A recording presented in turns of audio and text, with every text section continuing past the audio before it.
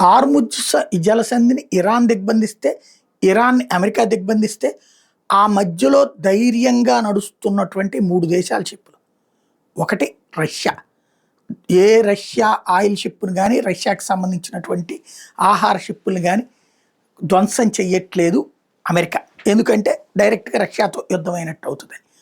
అలాగే ఇరాన్ వాళ్ళ దగ్గర నుంచి కొనుక్కెళ్తున్నారు. వాళ్ళకే తెచ్చిపెడుతున్నారు కాబట్టి వాళ్ళ జోలికి వాళ్ళు పేల్చరు ఐఆర్‌జీసీ వాళ్ళు.